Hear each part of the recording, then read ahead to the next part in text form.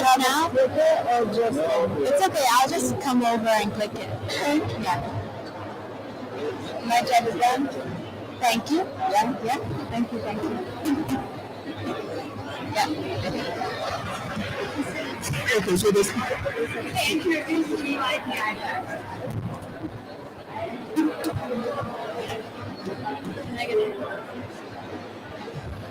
Just 1 second.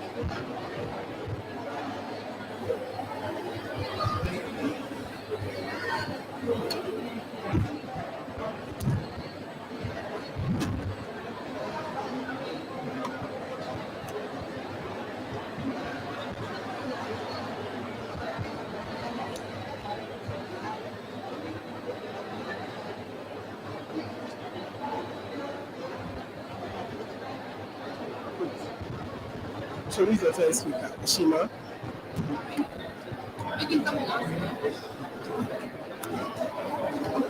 Who's the first speaker? Chin.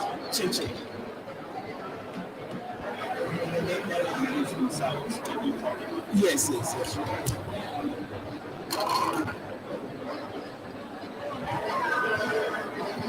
it okay?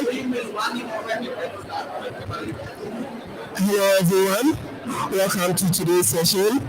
My name is Hussein. I'm from Ghana. I'm the Executive Director of the Center for Climate Change and Sustainable Empowerment and also part of the GYDI delegation. I'm very happy to moderate this session. I have lined up amazing speakers, which I'm sure you are ready to hear from them. Before actually we go to the speakers, I want to give a very big thank you to Miro and then the IAAA Innovation for giving us this platform. It's a huge opportunity for us to be able to express. I wanted to give them a hand. So like I said, GYDI is actually a platform that has been created to engage, educate, and empower youth to be able to be involved in these UNFCCC processes and also to be able to come up with project initiatives, innovative projects to be able to adapt and mitigate the effects of climate change. But then some of these processes for them to be able to be actively involved, it means they need the capacity and the resources. But I'm happy to say that most of my speakers here who are youth have gone through this education training, and they've been able to come out with some of these innovative ideas which are really mitigating the effects of climate change. So I would like first and foremost to invite our first speaker, and like I said, when GYDI actually is more interested in how to involve youth from different countries to be able to be involved in these processes. So we have delegates from all different corners of the world. So first and foremost, I would like to invite Chin from China to give us her first presentation. Hi, thanks everyone. So thank you for the Digital Innovation and Digital Art for Climate Pavilion for giving us this chance. My name is Chin. I'm from Hong Kong, China, and my day job, I am an urban planner, but on the side, I am a climate youth activist. So today I will be sharing a tool that I am developing with Hong Kong Institute of Planners and various NGOs like Red Cross Hong Kong, WWF, and other stakeholders. So what is this tool that allows me as a climate activist to pursue my climate goals and to tap into ACE into Hong Kong? So I will start explaining them. Actually this year, around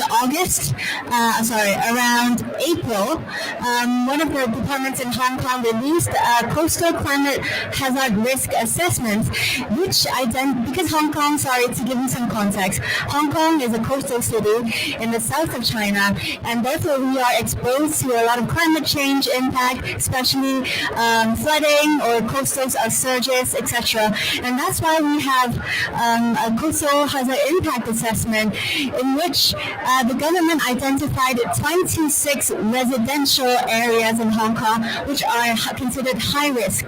Now, that is kind of all it shows. It shows residential areas only, and it doesn't show anything else. And so me as a planner and other youth urban planners, we came together and think, wow, we could utilize this information much better than just having these 26 points.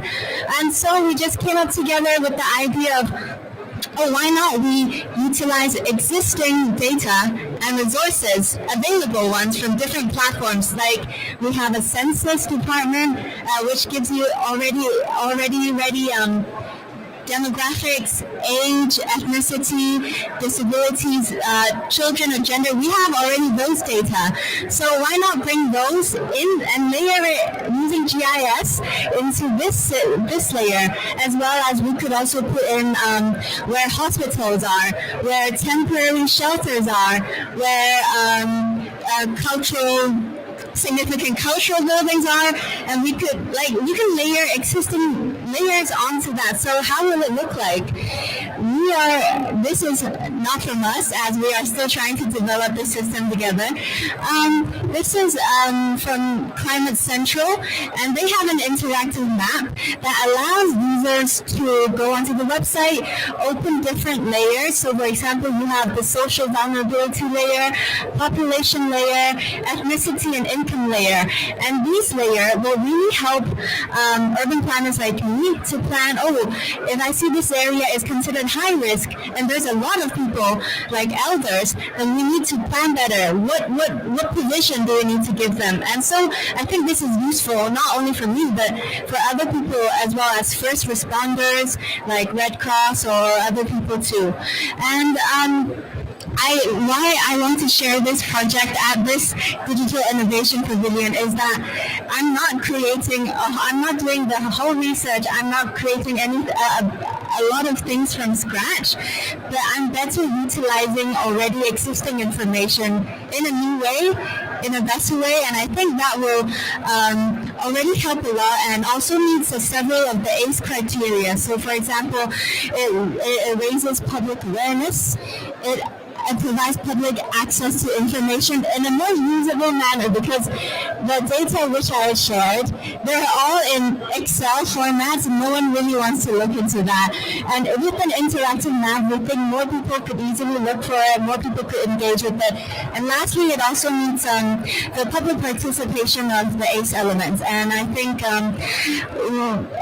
when I go to Hong Kong, go back to Hong Kong after COP, we will soon host a public engagement, a public community dialogue with various stakeholders,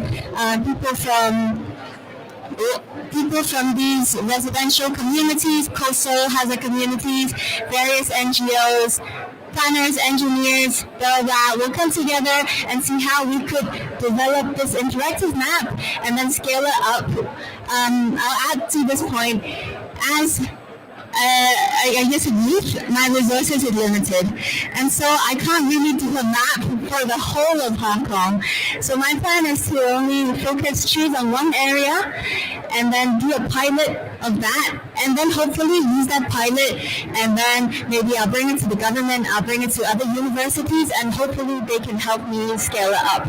So thank you, and I hope that's an interesting project from Hong Kong for you all. Thank you.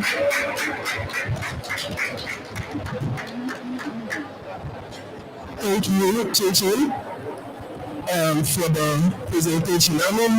It's very lovely to see such a data, because such a data will go a long way to reduce disaster risk reduction. So it's something that is very creative and very innovative. Thank you once again.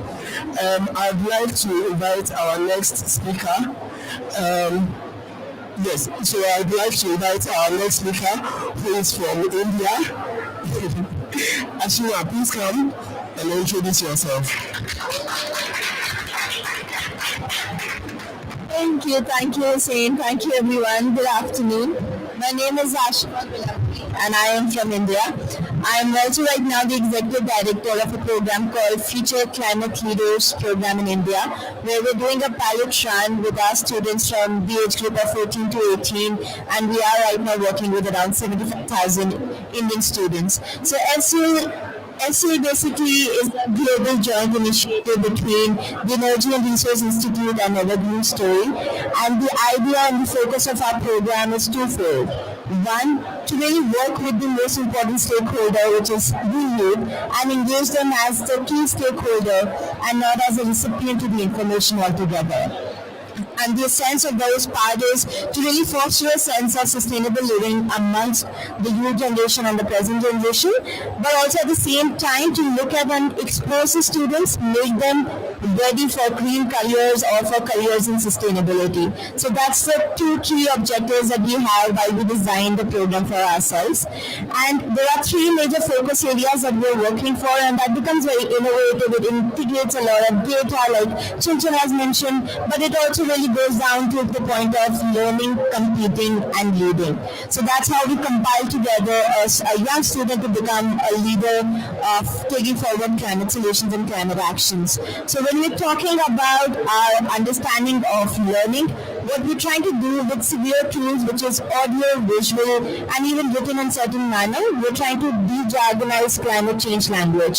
So the intent is to make it easy, simple, but at the same time contextualized. So an Indian student can understand the impact of climate change in Delhi, in Uttar Pradesh, or in southern India as compared to something that's happening in thousands of miles away. So the more contextualized, the more relatable it becomes, the more mindset change that we can see across our Indian students. And that's what we're trying to do through the LEARN program.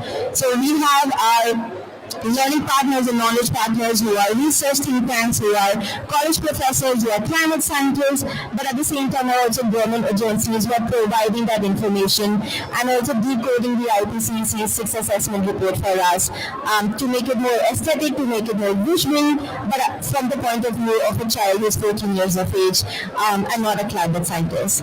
The second part, when you've gone through that entire interactive learning using so many different mediums, the next part that we wanted to focus is to really provide a platform for a student to apply the knowledge into action products.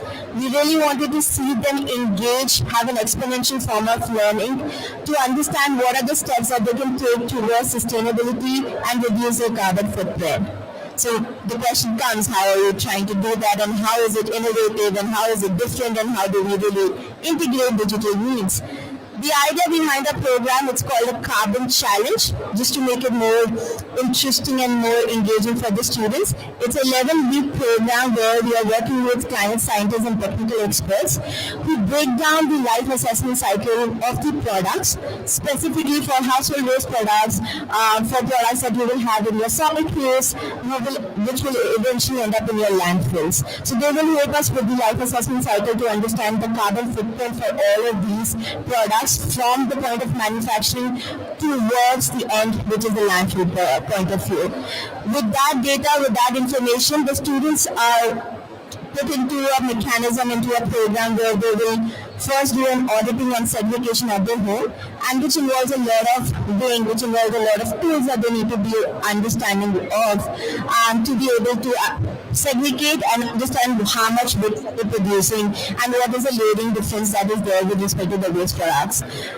We move forward with auditing, segregating towards while they are identifying and they are working with the management processes. So how they do the reduction, reuse, recycling of the waste products, and what is the outcome that they have in terms of quantitative data. And that's an innovative tool that we are designing and working with the technical scientists so that a student can put in the information and understand this is the life assessment cycle, this is the carbon footprint that the products have. If I do ABC activities, this is the outcome in terms of what reductions can happen, and this is, let's say, the bigger term reduction of carbon emissions that I have been able to do either at household level or community level, national level, and then even global level.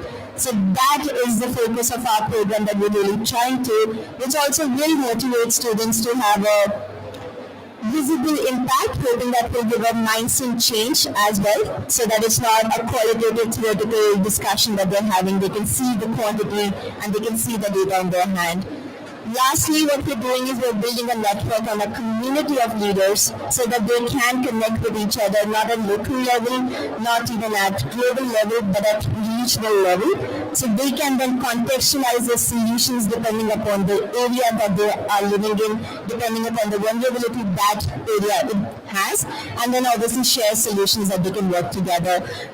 I'm just going to conclude here on the point of that India in itself has experiencing different extreme weather conditions, has been experiencing different impact of climate crisis. We have heat waves in north, we have floods happening in our east area, in our southern area, we have wildfires in the middle. So each part and each Indian student is right now experiencing something completely different, and that's what we're trying to work for and really aim for.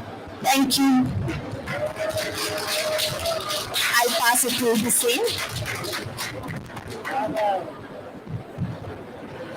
Wow, that's quite compounded, and I'm really impressed with the fact that you are actually you've come up with an innovation that is combining almost three elements of ACE, education, training, and public participation. It's amazing within a single product. Keep it up. Audience, if you think you've heard enough, just wait, and you will still have a lot in store for you. Our next speaker is from the Youth Climate Council, and I mean they are doing an amazing job. Please, Sarah, come and just introduce yourself. Thank you. What a beautiful audience we have here. Yes. Thank you, guys. So I'm Sarah. I'm from Brazil, and I am the Policy and Research Officer of the Youth Climate Council Brazil. The tool I'm going to present is not that technical or digital one. It's more related to public engagement and public participation. So we are still in the ACE agenda, but related to how youth can participate in the decision-making process for climate policy. So basically, a Youth Climate Council is a space where the youth can have a channel directly between civil society and the government to increase their participation in this process. And the idea of the council actually came from experiences we had in some European countries. So the first one was in Poland, we had in Denmark, and also in the Netherlands. In there, the youth climate councils were connected to the climate ministers. So it was direct a channel with the ministers so that young people could bring their opinions and recommendations to the government. Last year we had the first experience in the global south, which was a little different and connects more with the reality that we have in Brazil. So the first one was the Youth Climate Council in Ghana, and there it was also a bottom-up strategy to bring the council. So it was civil society itself that was bringing the idea of having a Youth Climate Council, and now fighting for the recognition from the other civil society organizations, but also from the government. And this is kind of the experience that we are having in Brazil. So it is civil society itself that is bringing the idea of a council, and we decided to do it first in a local level. So we are not in a national level in Brazil. We are doing it in the city of São Paulo because of the current federal government situation in which many spaces of participation have been cut down. So we had like 68% of our councils that were shut off because of this current government. So we decided to do it in a local level because we saw there were more opportunities for youth participation in there, and also because São Paulo is also like the biggest city in Latin America and already has a protagonism in the climate agenda. So this is what we are doing in there. The idea is, of course, to bring more young people to participate and actively engage in the decision-making processes, but also to make it in an effective way. So we do have a capacity-building training also related to climate advocacy and on how young people can have their own climate advocacy plans to have this incidation inside the government. Some of the activities and how we are structured, basically we are 3 people in the secretariat. We have a focus in policy and advocacy, which is the one that I'm leading, that is responsible for direct contact with government people, with public authorities, and the idea is to bring the idea of the council, but also to open the path so we can have access to information, transparency, and can actually monitor the types of policies that are being implemented, not only being announced but also implemented. We also have one person that is dedicated to education and mobilization, that is basically the one that has to deal with other civil society organizations and works with the capacity building programs. And we do have a communication side that is very important for our Youth Climate Council because it's throughout the networks and social media that we are able to share what we are doing, the public consultations we are opening for young people to gather their recommendations to the government, and also having access to political education so that young people can know exactly the ways they can do to talk with the politicians, to make their opinion being heard in those spaces. So basically this is the idea of the Youth Climate Council. We know that this is a format that can be scaled for other countries in other regions. We now have those 5 that I mentioned in Poland, Netherlands, Denmark, Ghana, and Brazil, but we also know a lot of other countries who are trying to implement Youth Climate Councils. And next week we're going to have an event that is how to establish a Youth Climate Council in your country. We're going to launch a toolkit in which we are putting all the information from the experience we've had in each context, because we know that each country has a very specific context related to how public participation works, and especially youth participation works. So we are trying to disclose all this toolkit in a way to inspire other young people to lead the way and also be able to engage in youth climate councils in their countries, in which format this works better for them in their reality. So I think this is a little bit what I was about to share with you. Thank you so much for the space. Thanks, Susan. Thank you, Sarah, for such an awesome presentation. Having been part of the Youth Climate Council of Ghana, I really know how effective and how important it is to empower the youth and to get them involved in the processes. As we talk about youth engagement, our next speaker will be talking to us about YOGO, how to be involved and how to participate. I would like to invite our next speaker.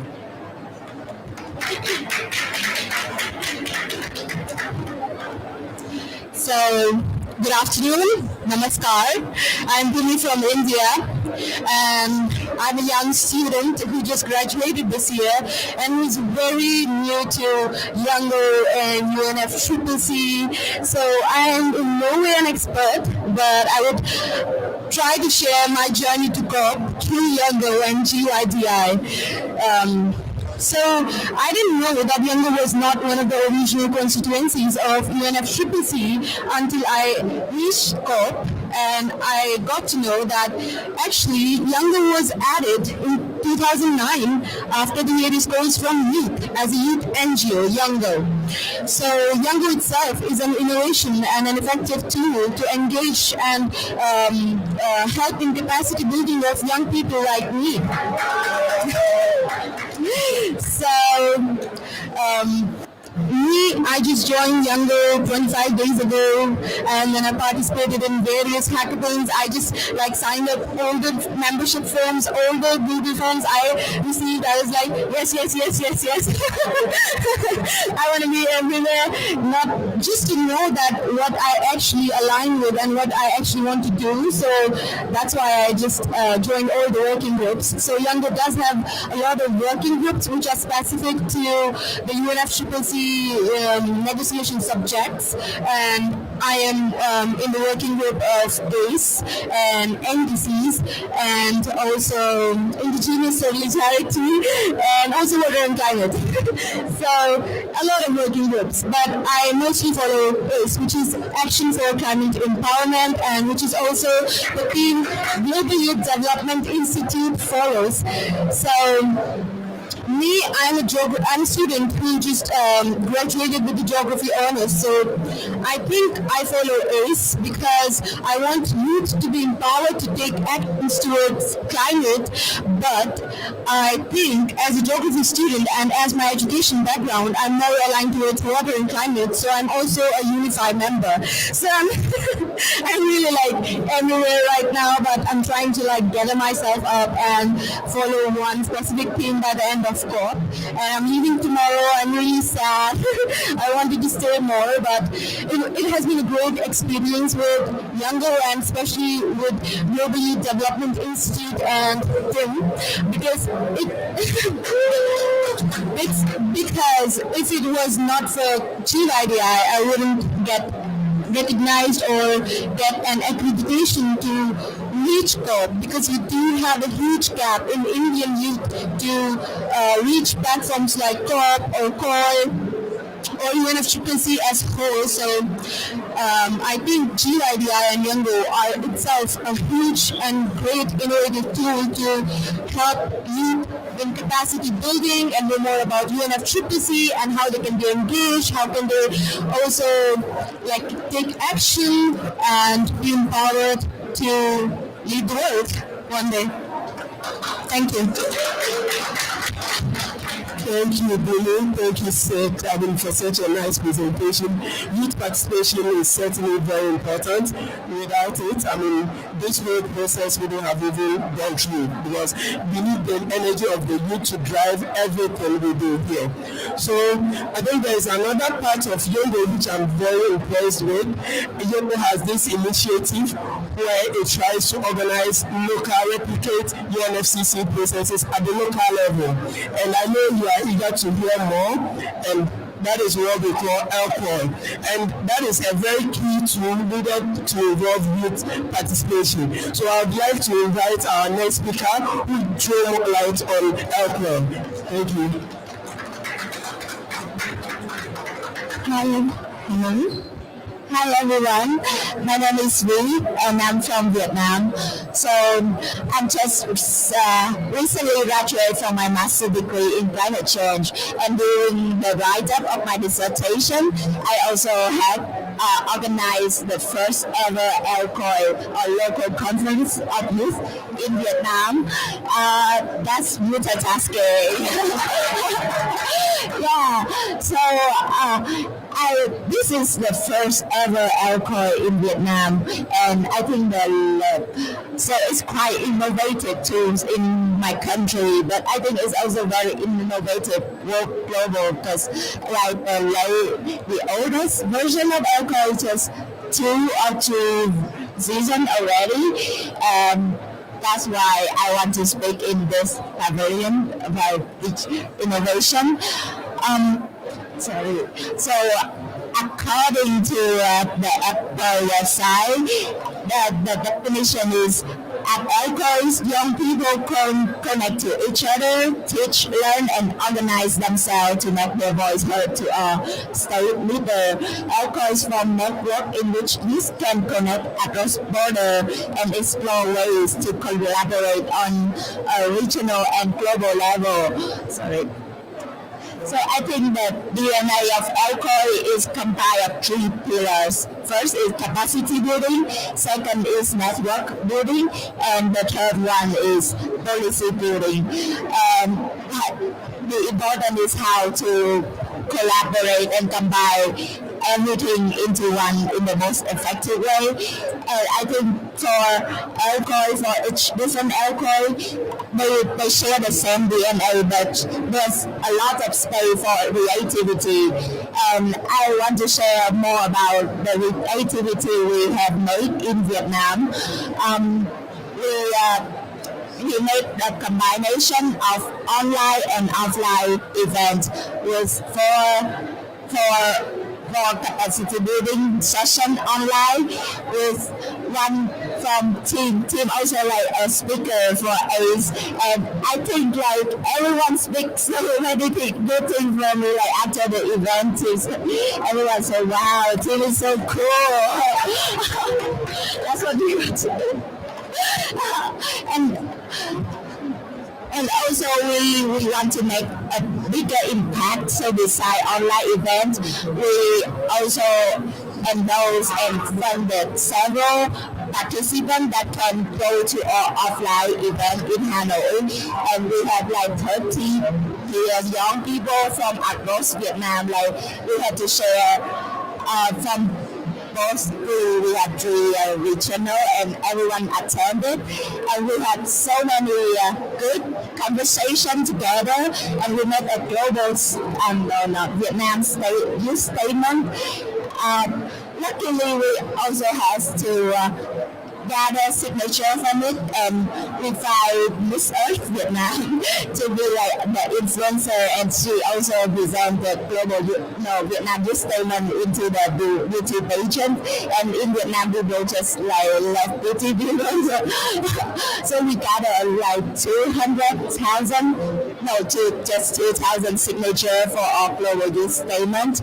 So that's why it's innovative. This is the first time Vietnamese young people can get the capacity building before, because before there was also consultation section with youth, but there's such in a short time notice, and everyone didn't know enough information to make like good contribution. So after this event, I feel like the young people are more empowered, and the synergize come by to make a very good like this statement. And I really want to show you the statement, but my friend like just had a flight to Egypt yesterday, and she cannot make it today, but I will show you later. Yeah, that's it. Thank you.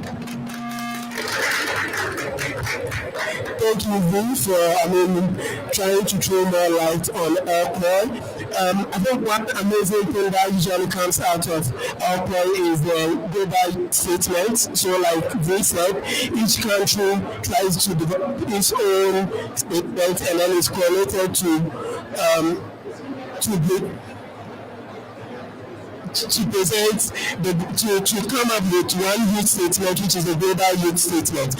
So it's a two versus participation, which I'm happy that you've really led the whole process as the first person to organize alcohol in your country. Let's give you a hand of applause. This juncture, I would like to invite our next speaker, who is in the name of Soul. So you have the platform. Hello, good afternoon. Thank you for hosting us here in this beautiful pavilion, and it's an honor to be part of the GYDI network. My name is Soy Maranzo Boza, and I'm here to talk about a tool that is also digital innovation, connecting initiatives that already exist with people like the speakers we have before us, looking at how we can all do interoperability between the solutions. Because the truth is, there are so many people on the front lines already working on all sorts of solutions that we need to solve climate change. We all know that there are various sectors. There's water, there's energy, there's food systems, there's education, and on each one of them we're going to need focal points. And if you look around COP27 alone and you connect all the initiatives that are already here, and in addition outside of COP27 around the world, there are many more that exist. Some of us in this room here actually behind the scenes are already talking about connecting and combining our efforts and resources, being an example of coming together and then using that network to unite our voices and really accelerate forward the solution to climate change and bringing our planet to a climate-safe condition for humanity to survive. So at the moment, that is what I wanted to present.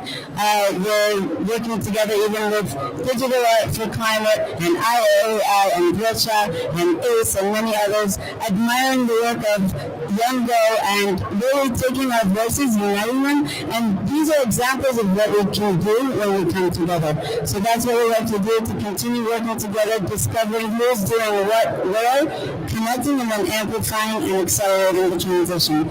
Thank you very much. Thank you so much, Shane. I mean, that's so impressive. I mean, we are really excited to be part of this pavilion and whatever you are doing. We hope we'll be able to be engaged more right after here. Our last speaker, I remember at COP26 during the ACE negotiations, they were pushing Yongo was pushing so much for what we call the ACE marketplace as a tool to finance ACE projects. And there was a lot of heckles about that. I think it's a tool that was really necessary. And to make sure we get to understand what ACE marketplace stands for, I'd like to invite no other person than Mr. Timothy to throw more light on that, who is also the leader of the Global Youth Development Institute. Please give me one hand of applause. Yes, thank you, Hussein. Everyone, I have the honor of rounding out this event of all these amazing young leaders who you've seen who are all part of the International Youth Delegation of GYDI and doing amazing work in their countries, as you've just heard. Before I come to speaking about the ACE Marketplace, let me contextualize this in the scope of all that amazing work that you were just hearing about. So, again, Youngo was only even created in 2009 because young people were demanding a stronger voice in this process. What we've seen is that young people are constantly on the forefront of innovation. They are developing tools. They are figuring out how to have conferences of youth every year, how to expand that down to a national scale through the local conference of youth, to the regional scale with the regional conference of youth. They're developing toolkits. They're going into K-12. Young people are already the drivers of the most innovative solutions, the most ambitious solutions that we're seeing come to the table for the actual implementation of climate action. Not only the discussions and negotiations that are happening in this space, which very often move at a very slow pace, which we know is not commensurate with the challenge that we face. The challenge, though, is that young people are mostly doing this work in the absence of proper resources and support.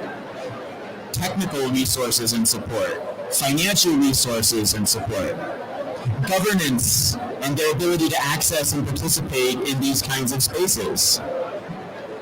And this is where, again, GYDI is very happy to have a many years partnership with IAAI, and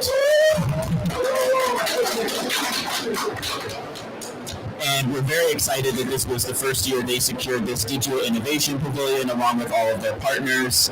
And we see this as, again, a really great step of being able to give all of these different innovators, whether they're from youth or indigenous or women or elsewhere across all the civil society constituencies, to have a space within the COP to be able to elevate these very critical issues. And so we definitely hope to see that initiatives like this pavilion and the Youth, Children and Youth Pavilion, which is also happening for the first time this year, will continue to expand. And so it is in this context of innovation and a need for more resources that within the Youngo ACE Working Group, we developed since 2020 a proposal for the establishing of what we were calling an ACE Marketplace. And this was in response to several initiatives that the governments here in this space, in many repeated negotiations and outcome documents, they had said, well, we don't have enough finance for ACE. Gee, what can we do? Oh, well, public sector finance is too tricky to talk about. We'll see if you're following any of the issues here at the COP, from loss and damage, the global goal on adaptation, not only ACE. But they said, all right, well, let's invite private and other sources of finance to help support ACE.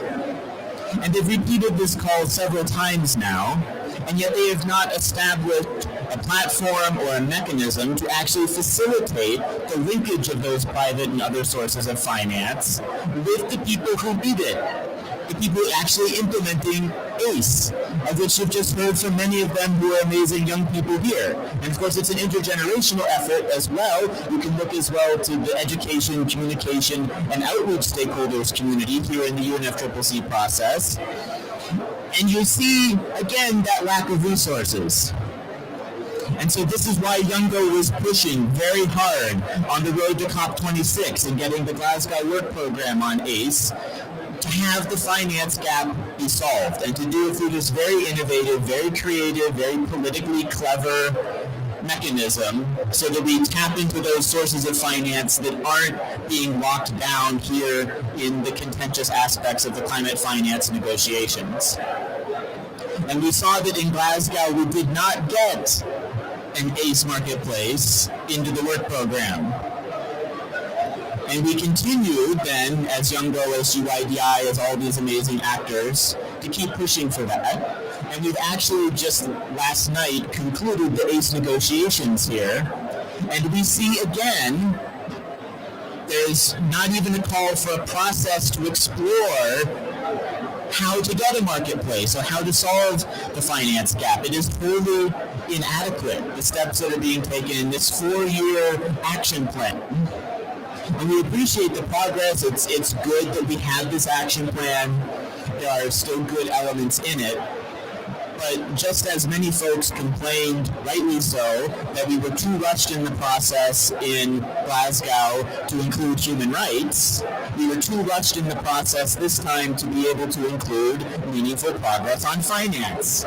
And if we don't have finance for ACE, for digital innovation, for all of these tools, then we're just going to spend 4 more years knowing what we should be doing, having the recommendations, writing them down, young people struggling as volunteers, organizing outpours, fighting to try to attend the COP, to work in their communities, without having resources. And that is unacceptable.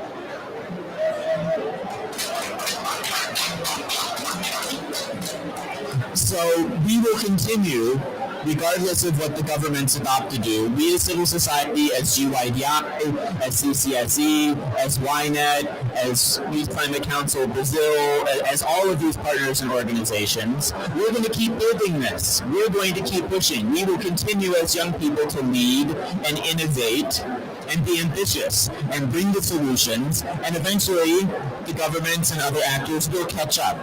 But we can't afford as young people, and especially those on the front lines of climate change impacts, to just keep waiting and have another review and another round of an action plan, and we'll already be at 2030 when we know that the clock is ticking and we're running out of time.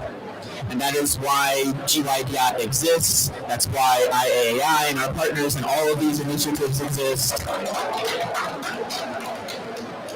And so we are, again, very happy. I'll round out. No, I'll say a few more words about the marketplace and how it would work, so that you know that this is a truly concrete initiative. But it would, in essence, be a space which would link the supply side of the climate finance, so from philanthropies, corporate social responsibility, since again we're specifically targeting private sector resources, although there's nothing barring it from including public sector resources. There are some parties who like to support youth, support these kinds of initiatives, so they would be able to opt in, but there are no obligations on governments. And link them up with the project proposals coming from young people, coming from others across civil society, so that the supply side and the demand side of climate action are able to meet.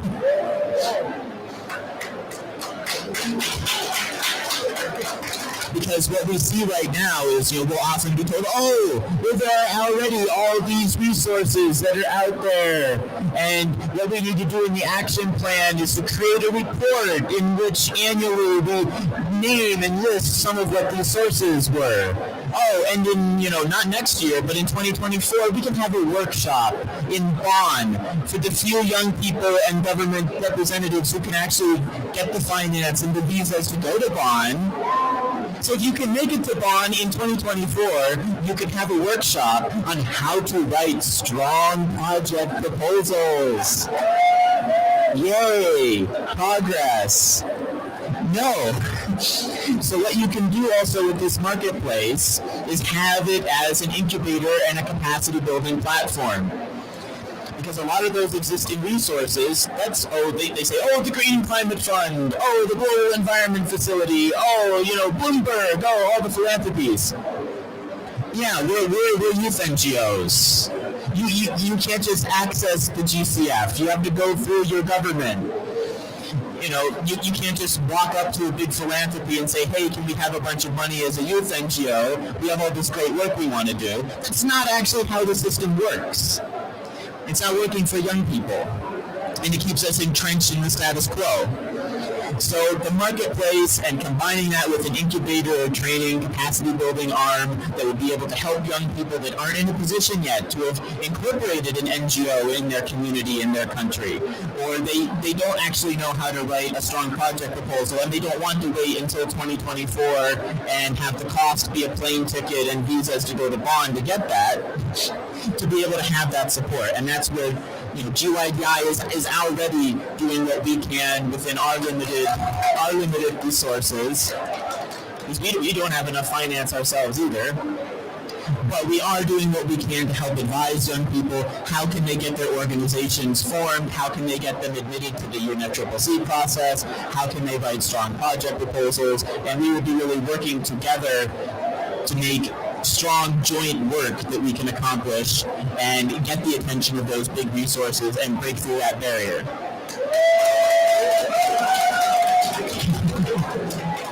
So this is the mission and purpose of GYDI, and we look forward to continuing to work with all of our amazing delegates, our alumni delegates from past COPs and SBs, Miro and our amazing partners, so that when we hopefully come together for the Digital Innovation Pavilion in COP28, we will have a lot of substantive progress to bring to the table and report on. So with that, thank you everyone. Let's continue to work together to make all of this ambitious action happen.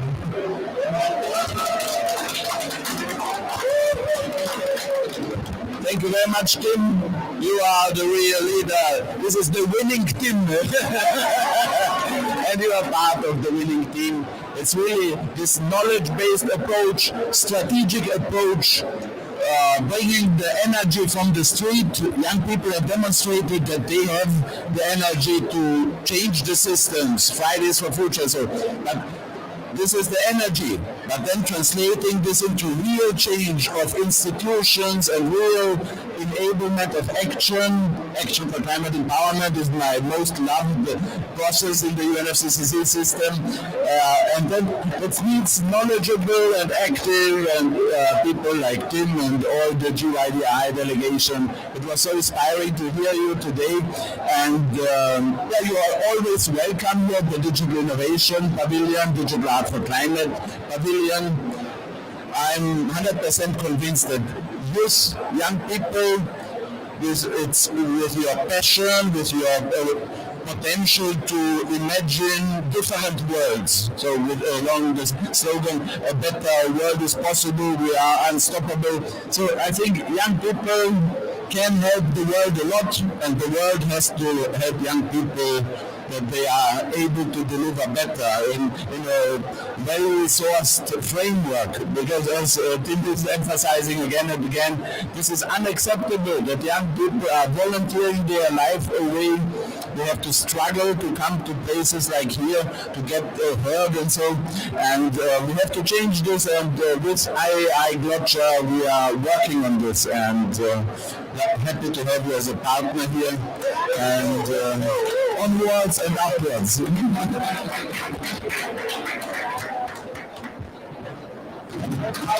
Some biscuits and some drinks from yesterday's reception.